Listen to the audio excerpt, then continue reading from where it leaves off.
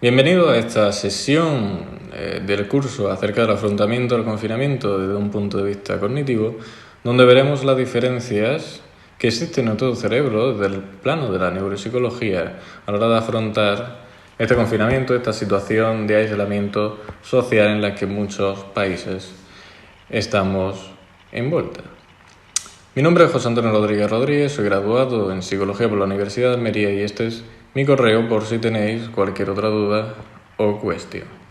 Me gustaría comenzar la sesión intentando haceros pensar, intentando que penséis por qué pensamos lo que pensamos, por qué sentimos lo que sentimos o por qué hacemos lo que hacemos. Porque cuando nos tratan mal nosotros nos enfadamos, nos entristecemos, nos encerramos en nuestra habitación y no queremos saber nada de nadie. ¿Por qué hacemos lo contrario? ¿Por qué sentimos de una manera? ¿Por qué pensamos que hoy estoy bien y hoy quiero hacer algo y mañana decimos hoy estoy bien pero hoy no lo quiero hacer? ¿Por qué hacemos todo este tipo de cosas? Eso es lo que trata de explicar la psicología y concretamente la neuropsicología, la neurociencia cognitiva, lo que trata de ver qué influencia tiene el cerebro en nuestra conducta, en nuestra forma de sentir, en nuestra forma de pensar y de actuar, por supuesto, sea de una manera o de otra.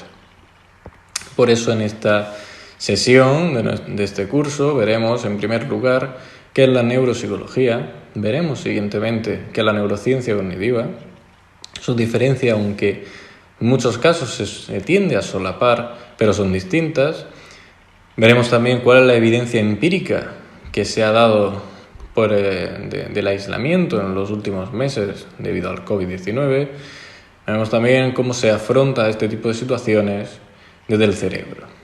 Entonces, en primer lugar, partiendo de la neuropsicología, podríamos y deberíamos de irnos un poquito más atrás y comprender que hay dos tipos de neurociencias, las no conductuales, que sean neurobiología, neurología, neurofarmacología, que realmente intentan ver qué es lo que ocurre en nuestro sistema nervioso, pero sin enfocarse en ningún momento en qué es lo que hacemos o qué es lo que ocurre más allá del mismo. En cambio, tenemos las neurociencias conductuales, la psicobiología, que serían las bases biológicas del cerebro, psicofisiología con esos procesos fisiológicos, psicofarmacología con los fármacos, pero esta vez fijándose en qué es lo que ocurre, y las dos que más nos interesan. La neuropsicología enfocada en esa relación entre el cerebro y la conducta en pacientes con daño cerebral, y la neurociencia cognitiva, que sería esa relación de la cognición interna y esa conducta, pero en pacientes sanos, en personas que no tienen ningún tipo de patología, ningún tipo de lesión cerebral, y ver qué es lo que ocurre, estudiar cómo memorizamos, estudiar cómo atendemos, estudiar qué es lo que hacemos, es lo que ocurre en esta disciplina. Entonces, la neuropsicología trata del estudio de procesos mentales a través de pacientes con daño cerebral, con una lesión en cierta área cerebral, y ver si ese paciente, qué síntomas tiene. Un paciente que tenga una lesión en el área frontal, supongamos, en la parte de la frente de nuestra cabeza, y qué es lo que ocurre. Esa persona tiene cambios, puede pensar de manera correcta, puede levantarse de su silla. ¿Qué es lo que le pasa a esa persona? Eso es lo que intenta la neuropsicología estudiar. Por tanto, trata de explicar esas funciones cognitivas en pacientes con lesiones a través de componentes de un modelo en el que se basa. Uno de los modelos más conocidos, por ejemplo, de atención, será el modelo atencional de Posner. El modelo atencional de Posner estaría dividido en 3 redes atencionales, las cuales muchos estudios tienen su propia sustractividad neuronal y cerebral. No vamos a entrar ahora en ello, nos vamos a centrar de manera más directa en el estudio de la neuropsicología y no tanto en los modelos en los que aborda. Por tanto, trataremos de conocer los componentes desde este punto de vista del sistema normal de procesamiento cognitivo, las funciones que ejercen esos componentes en nuestra conducta y las relaciones que hay entre esas funciones. Es decir, nosotros cuando estudiamos, nosotros atendemos a una acción, memorizamos esa acción y después cuando llegamos al examen tenemos también que reproducirlo. Esos son sistemas que actúan de manera distinta en nuestro cerebro, que actúan de manera distinta también conductualmente y que por tanto también tienen una relación. Todos ellos forman un conjunto que podríamos calificar como aprendizaje. De manera más o menos breve, voy a intentar resumir lo que serían unos antecedentes muy importantes de la neuropsicología y a la vez algo curiosos. En primer lugar estaría Paul Broca. Broca estudió a una persona que le vino a consulta, tenía problemas para hablar, tenía problemas también para mover su mano derecha, era conocido como el paciente TAN, tenía 51 años, y esa persona, pocos meses de que lo evaluara Paul Broca, falleció en un accidente, y entonces Broca se interesó por él y le hizo una autopsia y vio que tenía una lesión en la tercera circunvolución frontal del hemisferio izquierdo. Por tanto, Broca achacó esa área del cerebro como el área responsable del lenguaje voluntario. Un poco más tarde vino Wernicke y describió la fase sensorial, o comúnmente conocida como la fase de Wernicke, y la describió en el primer giro del lóbulo temporal superior, también con otro paciente, y en cambio este paciente tenía problemas para comprender el lenguaje hablado. Sí era capaz de hablar, sí era capaz de producir palabras, pero no era capaz de comprender aquello que le decías. Más tarde, Munk lo que haría sería hacer ablaciones bilaterales en el corte occipital a perros y también a monos, y vio cómo tenían ceguera cortical, un fenómeno muy curioso en el cual los perros y los monos no son capaces de reconocer el objeto, pero sí son capaces de saber dónde están. En realidad lo están viendo, pero no lo están viendo de manera consciente. Lissauer, por su parte, estudió otro paciente con una lesión temporo-occipital izquierda. Este paciente era incapaz de reconocer aquello que era familiar, pero sí era capaz de decir cuál era su forma, cuál era su color, incluso en algunos para qué servía. ¿Sabes? Ves un marco y dices que este marco es cuadrado, que dentro tiene una fotografía, pero no sabes decirlo, ni siquiera sabes que tú has visto ese objeto alguna vez, que tú lo has tratado y tú lo has usado. Otro caso también muy conocido, pero esta vez no con el nombre del científico, sino con el nombre del paciente, es el caso de Phineas Gates, una persona que trabajaba en las vías del tren y que accidentalmente, en una explosión que era normal en su trabajo para intentar arreglar algunas partes, pues le introdujeron una barra de hierro en la cabeza, lo cual le dañó su lóbulo frontal, lo cual aquellos que lo conocían ya lo describieron como una persona con un daño como una persona que cambió su personalidad por completo, que ya no sentía de la misma manera, que dejó de querer a su propia esposa, una persona que ya era muy fría. Antes decían que era una persona amigable y ya no, ya todo había cambiado. Es como si otra persona se hubiese adueñado de su conducta. Entonces, cuando murió, hace ya unos años, se vio realmente que Phineas Gates tenía un daño frontal y se achacó a que ese área frontal era la responsable de las emociones, del amor, de la personalidad, de la moralidad, de los valores y de muchas otras cuestiones que se han estudiado con posterioridad. Con lo cual, lo que estos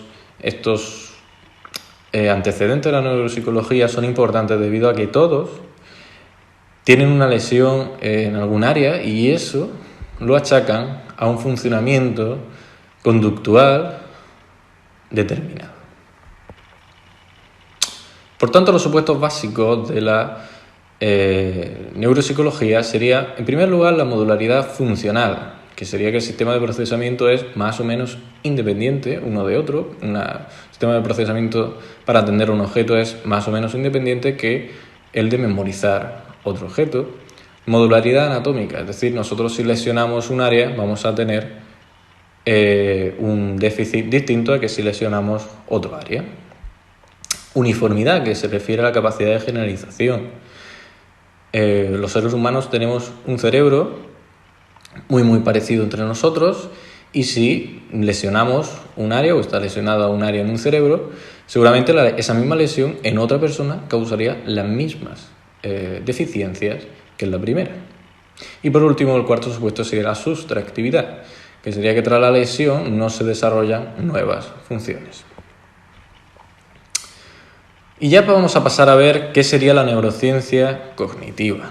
¿Qué sería esa neurociencia cognitiva, esa parte de la ciencia que trata de ver cómo los pacientes sanos, como las personas neurotípicas, actúan y qué cambios se producen en el cerebro? Pero qué cambios se producen en el cerebro no aisladamente, sino en referencia a una conducta, a un comportamiento determinado. Por tanto, esto es un ciclo. El cerebro causa una conducta, la conducta causa cambios en el cerebro, y este cerebro actúa y provoca otra conducta. Es un ciclo del cual nosotros nos tenemos que dar cuenta y tenemos que modificar ciertas cosas de nuestra conducta si queremos modificar nuestro cerebro. Por ejemplo, las personas que se dedican a trabajar en la agricultura, se ha demostrado que tienen los circuitos que se encargan de la motricidad fina, de trabajar con las manos, mucho más desarrollados que aquellos cuyo trabajo y cuyo mayor tiempo pasan haciendo otro tipo de cosas que no se refiere al uso de las manos. Igualmente con esto pasa con otro tipo de actividades. Nuestro cerebro se acostumbra a hacer algo, se adapta al mismo, intenta optimizarlo y por tanto se producen cambios en nuestro cerebro que nos permiten la mejora y la optimización de nuestra conducta.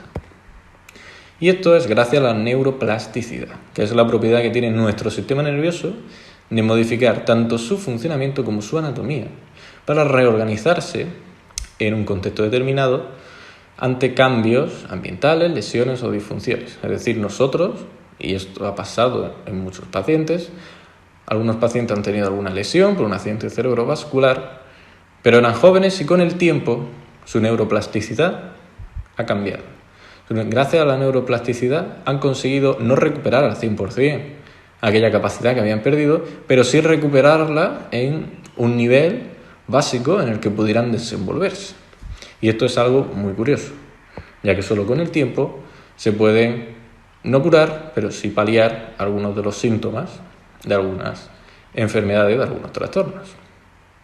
Lo que usa la neurociencia cognitiva para ver qué es lo que ocurre en el cerebro son las técnicas de neuroimagen, muy importantes, ya que así podemos ver qué áreas se activan en un momento determinado, qué es lo que ocurre en nuestro cerebro cuando hacemos algo, etc. Tendríamos por un lado la neuroimagen estructural, que sería, digamos, de manera resumida, una foto en un momento determinado en nuestro cerebro. Nosotros le decimos al paciente que recuerde unos números y entonces intentamos ver si está recordando, intentamos estudiar la memoria y hacemos una foto en ese momento, en ese instante de ese cerebro. Ahí tenéis las dos técnicas de neuroimagen estructural más usadas, que serían el TAC y la resonancia magnética nuclear. Por un lado, el TAC sería un poquito menos clara a la hora de mostrar las imágenes, tal y como vemos en esta diapositiva, y la resonancia magnética nuclear sería mucho más eficiente. Nosotros veríamos la imagen mucho más clara. De todas formas, las características de ambas las tenemos en la siguiente diapositiva. Tenemos que en el caso del TAC tenemos radiaciones X, rayos X, y en el caso de resonancia magnética nuclear no. Eso significa que en el caso del TAC es mucho más peligroso, aunque no es peligroso en exceso si no lo hacemos de forma sucesiva en el tiempo. En el caso de la precisión de la imagen, en el caso del TAC es menor, y en el caso de la resonancia magnética nuclear es mucho mayor.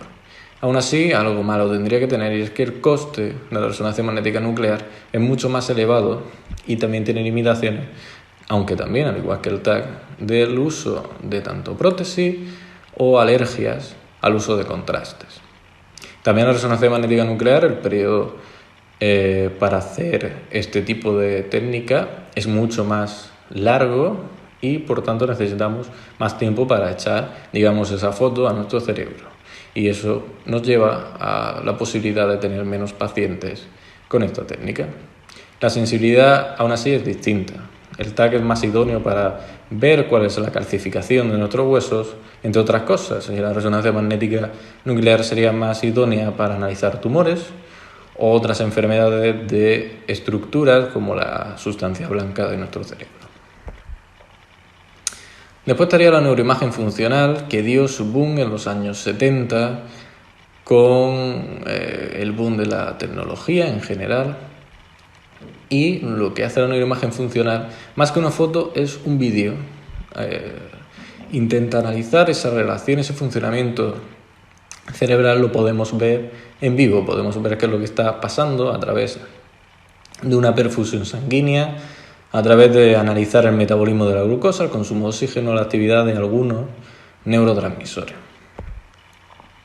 La ventaja de la neuroimagen funcional sería su precisión diagnóstica, su funcionamiento in vivo, el conocimiento de algunos cuadros clínicos. Nosotros podemos poner a una persona con un tipo de trastorno, como podría ser el trastorno del espectro autista, hacer que haga algún tipo de actividad emocional o de relaciones sociales y ver qué ocurre en su cerebro y analizar si realmente este trastorno tiene un sustrato anatómico cerebral o no lo tiene. También es más fiable y se especializa de forma individual. Los inconvenientes que presenta la neuroimagen funcional es que su coste es muy alto, por eso se emplea pocas veces y cuando únicamente es necesario. También es bastante complejo de analizar, hay pocos profesionales que realmente estén especializados en este tipo de neuroimagen. Se produce también en muchos casos, y sobre todo en las primeras técnicas, una artificiosidad numérica, es decir, más que un vídeo, aunque eso sea lo que realmente podemos ver y podemos analizar en las últimas técnicas. En las primeras simplemente se daban números y patrones en los que podíamos ver en qué medida aumentaba un área y otra y después hacía una interpretación del mismo. El ordenador traducía todo ese tipo de números en una imagen y podríamos ver qué se activaba y qué no. Por tanto, algunas técnicas de neuroimagen funcional, las más conocidas, en la medida del flujo sanguíneo cerebral regional, la tomografía por emisión de fotón simple, la tomografía por emisión de positrones y también la resonancia magnética funcional, que es la más idónea, aún así también la más cara, la que más tiempo lleva, pero es la mejor y la que nos da datos muy concluyentes acerca de lo que ocurre en nuestro cerebro. Es más, la imagen de la derecha es una imagen de este tipo de neuroimagen en la que podemos ver a tiempo real y en las zonas concretas qué es lo que ocurre en nuestro cerebro. Por ejemplo, en la primera imagen de la izquierda arriba vemos que se está activando la parte de atrás de nuestra cabeza, lo que significaría que esa persona está ejecutando, está viendo algo y está procesando esa información. Esa información se procesa después en un ordenador, se analiza qué es lo que ha hecho esa persona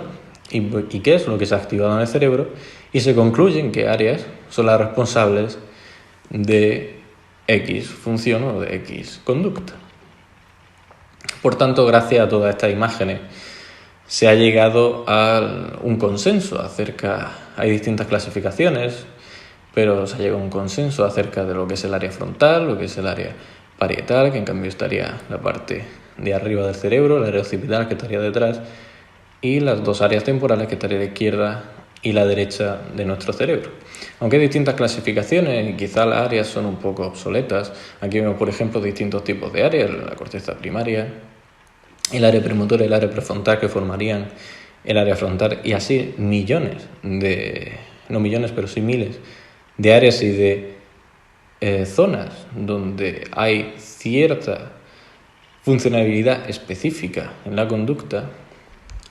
Y también, por supuesto, y no me gustaría irme sin decirlo, es que hay más cerebro fuera y dentro, mejor dicho, de aquello que vemos. Muchas veces tendemos a asociar el cerebro simplemente con esa estructura de corteza redonda y obviamos la parte más, eso sí, primitiva de nuestro cerebro, pero en muchos casos muy importante, que es la parte del interior de nuestro cerebro, en la que estarían los ganglios basales, por ejemplo, el tálamo, y muchas otras estructuras fundamentales para el funcionamiento cerebral y para actividades tan básicas como la atención, la memoria, el rendimiento en cualquier tipo de actividad. Sí o sí está relacionado con las áreas mucho más primitivas de nuestro cerebro. Siempre la información pasa por allí antes de ir a la corteza. En la corteza se trabaja esa información, pero esa información siempre pasa por estructuras mucho más primarias y que han estado mucho antes en la evolución del ser humano. Por tanto, todo está conectado. Y en los últimos años se tiende a hablar en lugar de áreas, en lugar de hablar de área frontal, área occipital y demás tipos de zonas y regiones del cerebro, hablar de circuitos, hablar cuando nosotros hacemos una acción, nosotros percibimos esa acción en una parte del cerebro, funciona y esa información se transmite a otra parte, y genera una respuesta. Como la que vemos a continuación, un esquema diseñado por mi persona en la que intenté plasmar de manera un poco clara, aunque pueda parecer algo obviante al principio, cómo la información puede, por ejemplo, cualquier tipo de información puede entrar por lo que sería la vista, por nuestro ojo, llegar a lo que serían las estructuras anatómicas propias del ojo, como el nervio óptico, el quiasma, después el cuerpo geniculado lateral y el cuerpo olivar superior.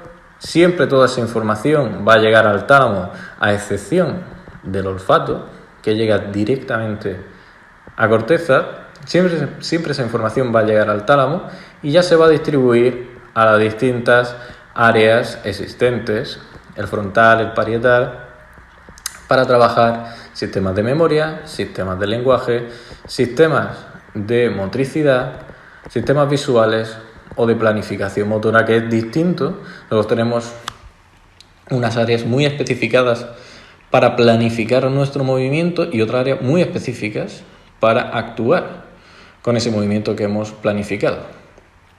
Y todo eso está muy diferenciado.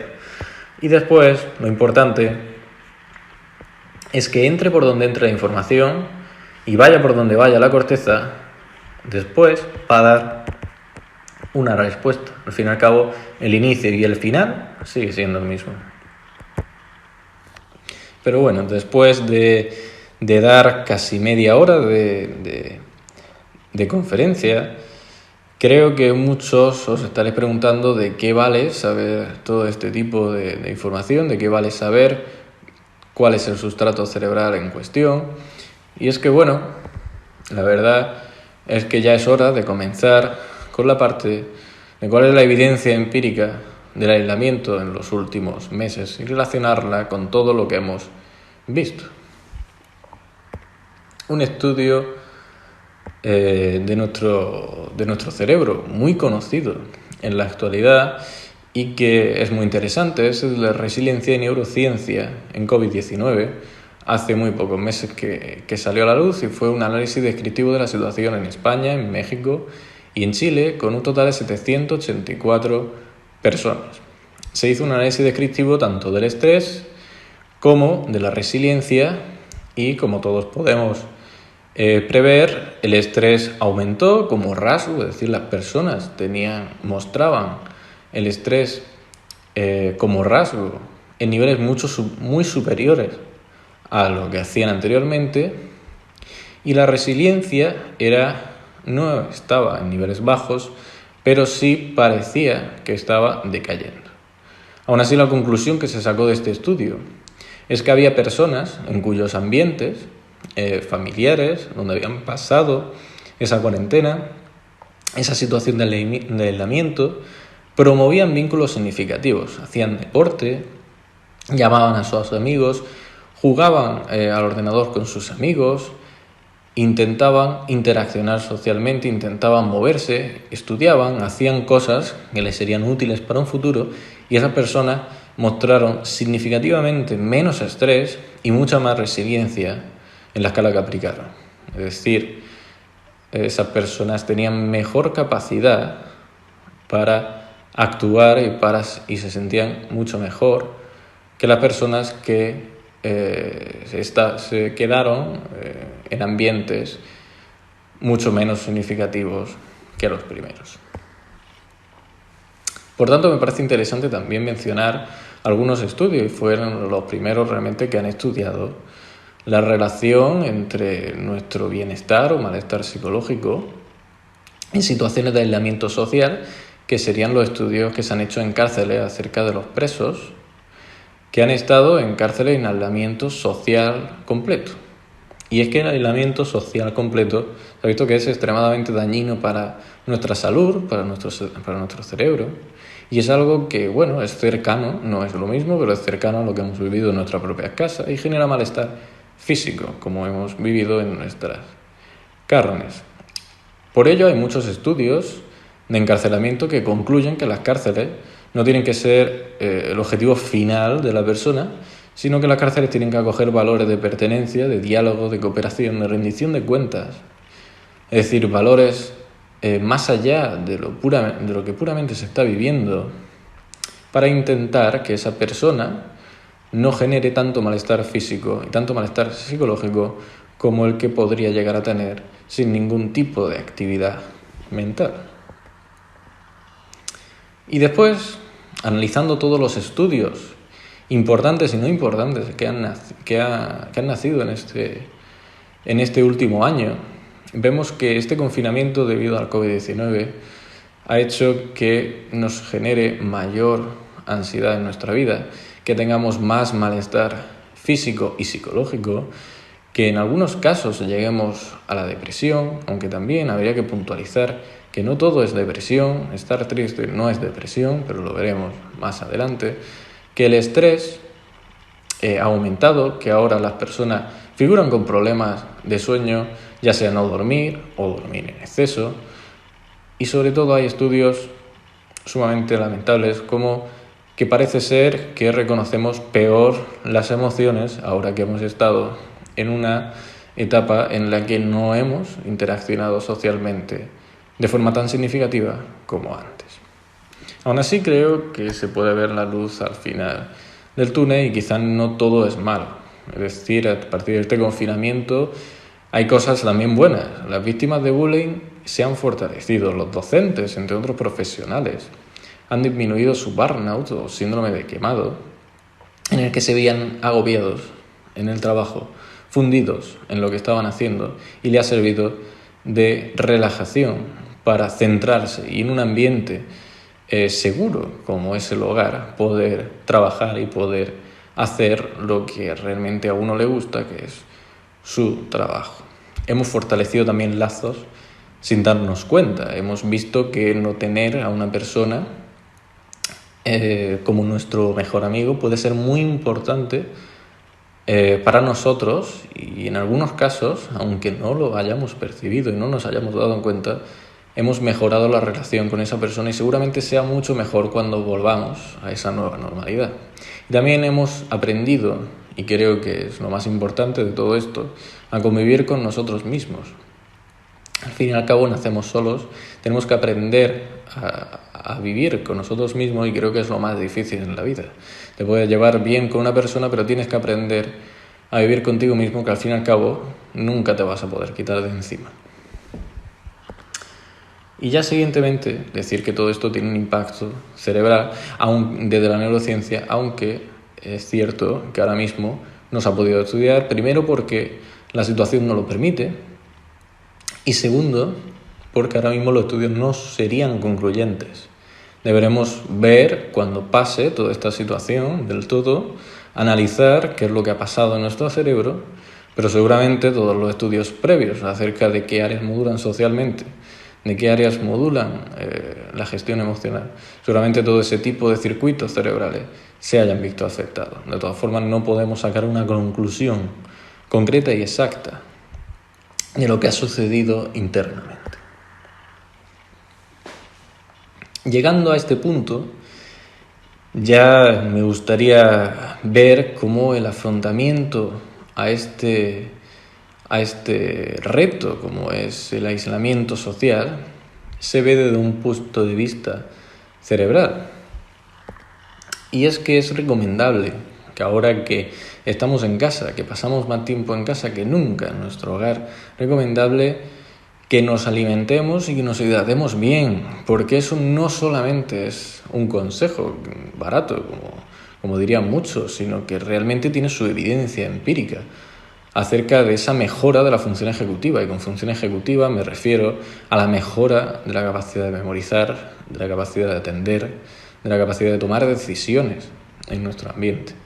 Hacer deporte, esas rutinas que todos conocemos de YouTube, de vídeos en internet, es necesario hacer deporte, moverse y sobre todo moverse de forma aeróbica. Es decir, nosotros tenemos que movernos y agitarnos de manera que nuestro corazón vaya rápido, sin excedernos, pero de manera que nuestro corazón vaya rápido, y aparte de fortalecer otros sistemas como el sistema inmunológico, fortaleceremos nuestro sistema nervioso. Hay estudios muy interesantes, como los dos estudios que cito de Noguera en 2018 y 2020, donde se mejora la atención y la memoria espacial en personas que han hecho deporte con respecto a personas que no hacen deporte.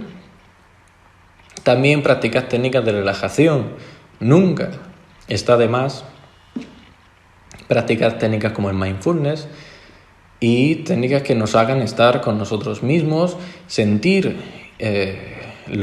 nuestras emociones, ver qué es lo que pensamos y analizar por qué pensamos esto y por qué estamos de esta manera y por qué estamos en este mundo haciendo lo que estamos haciendo.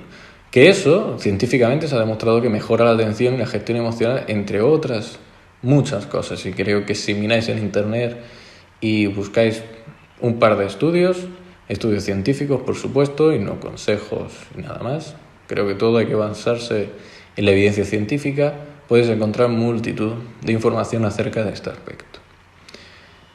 Y manteneros, por favor, en contacto y preocuparos por los demás. Es importante que, a pesar de este aislamiento social y que no podamos estar de manera física en los sitios, sí que podamos estar de forma telemática, llamando, preguntando, en videoconferencia. Tenemos una gran suerte de vivir en el año en el que vivimos, vivir en un año en el que podemos, a toque de un clic, llamar a una persona, ver la cara de esa persona en nuestra pantalla y ver la emoción que siente, ver qué es lo que pasa y hablar, aunque no sea de forma física y presencial, pero sí muy muy cercana a esa experiencia.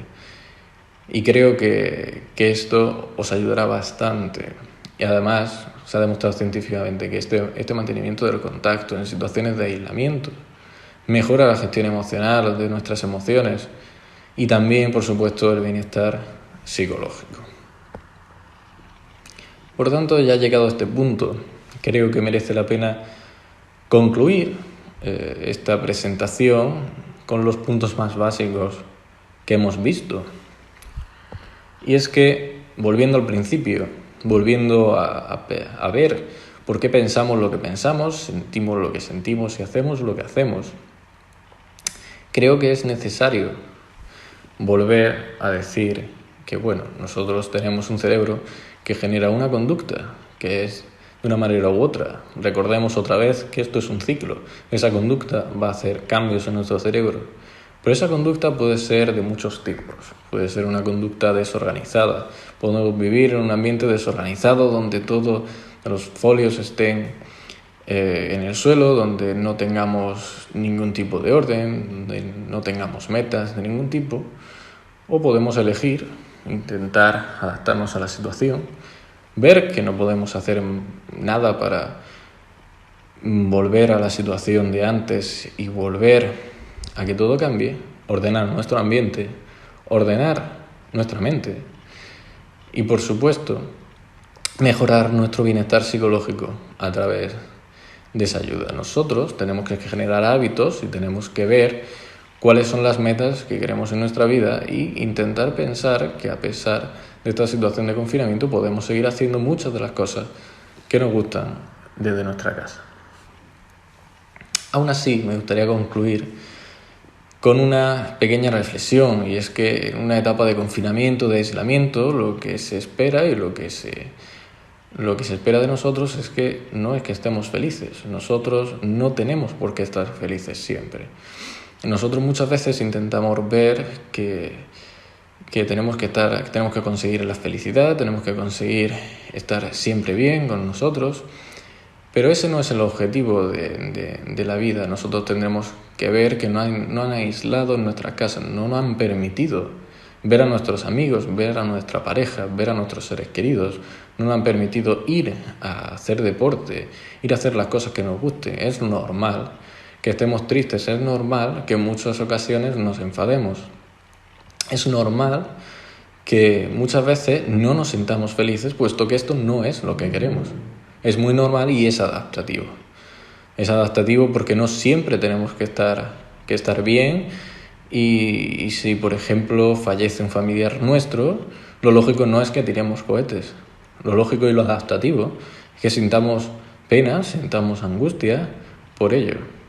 Y por tanto, no es el estar triste, el estar enfadado y otro tipo de variabilidad de emociones, digamos, en muchos casos, que se califican como negativas.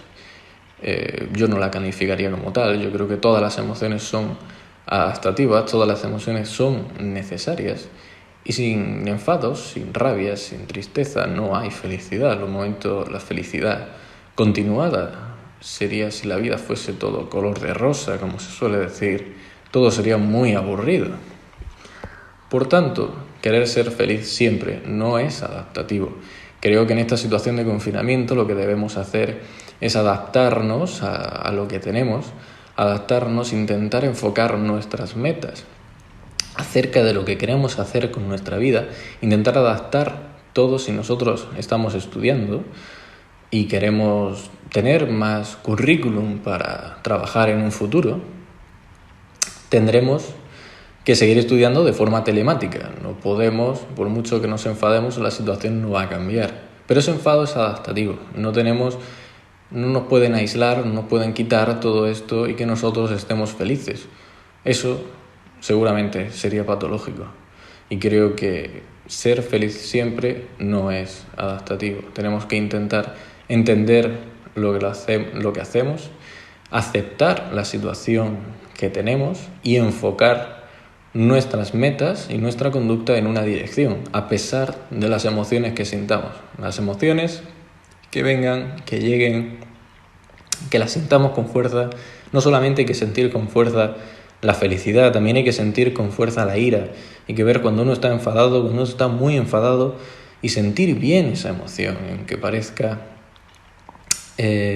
una tontería quizás. Este aspecto es muy importante y nos va a ayudar muchísimo en esa recuperación psicológica.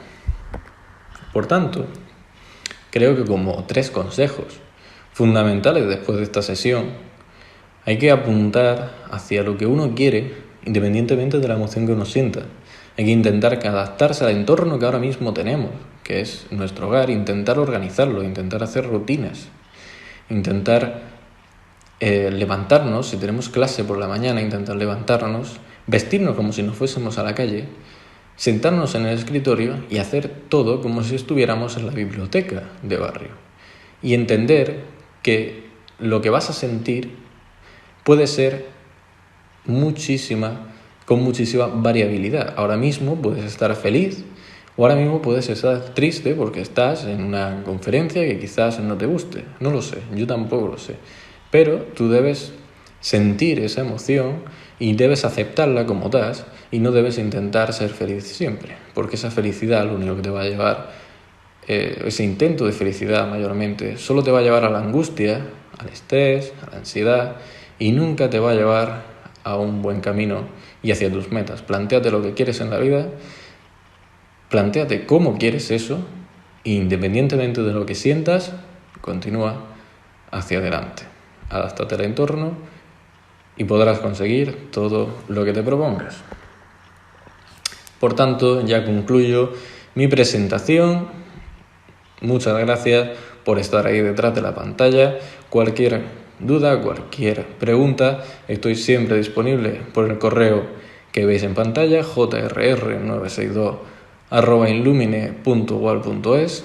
Muchas gracias por vuestra atención y espero que esta sesión os haya sido mínimamente de ayuda. Me despido recordando lo que creo que es el mejor consejo que se puede dar en esta situación, y es que aprendamos a estar con nosotros mismos, aprendamos a sentir cualquier tipo de emoción y, por supuesto, no intentemos ser siempre felices, porque eso, aparte de ser imposible, es algo muy aburrido, y creo que es necesario experimentar todo tipo de emociones y nos va a ayudar muchísimo. La ciencia creo que es el primer paso para nuestra vida. Muchas gracias por vuestra atención y espero que os haya sido de enorme utilidad. Un saludo.